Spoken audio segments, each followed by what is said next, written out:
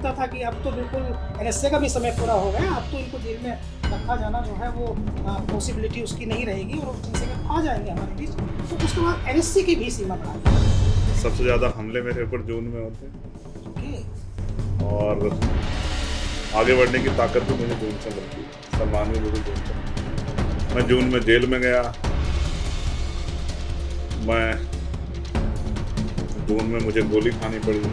उनकी आंखों से वो आंसू की धारा, उनके वो बताते हैं उनका तकलीफ, जो आप मुझसे कह रहे थे कि आप मतलब जो भावुक में होता दूसरे तरह नहीं, मैं उस माँ के आंसू देख के भावुक था, लेकिन मैं कोशिश कर रहा हूँ कि उस परिवार को न्याय मिले। ये जो भावुकता है वो किसी भी व्यक्ति विशेष का सर्वश्रेष्ठ गुण है। मेरा मानना ये है कि जो व्यक्ति भावुक नहीं होगा उसका दिल नहीं हो सकता, और जिसका दिल नहीं हो सकता वो दूसरे का दर्द नहीं महसूस कर सकता।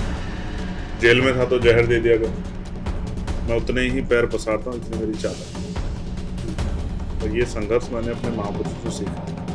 एयर इंडिया की फ्लाइट थी और मैं आपको और भी चीज़ें बताऊंगा। देखो, एयर इंडिया की फ्लाइट थी, पहले 2 घंटे कहने टेक्निकल फॉल्ट है, ठीक कर लो, फिर नहीं हुआ तो नए एयरक्राफ्ट से, मतलब दूसरे एयरक्राफ्ट से ले जाए।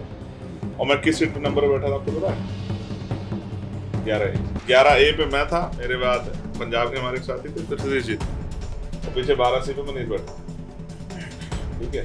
तो 11A पे बैठा था। अब आप समझो, मैं सोच रहा था कि 11A वाले क्यों बचा। तो चीजें याद आती हैं आपको, मैं बता रहा हूँ भाई।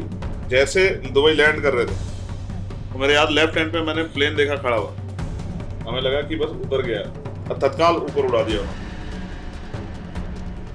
और फिर 40 मिनट चक्कर काट के लेके आए, वहीं से फिर उड़ा दिया वापस। और लोग दहशत में आगे डरने लगे, कोई अपने अपने धर्म के भगवानों को याद कर।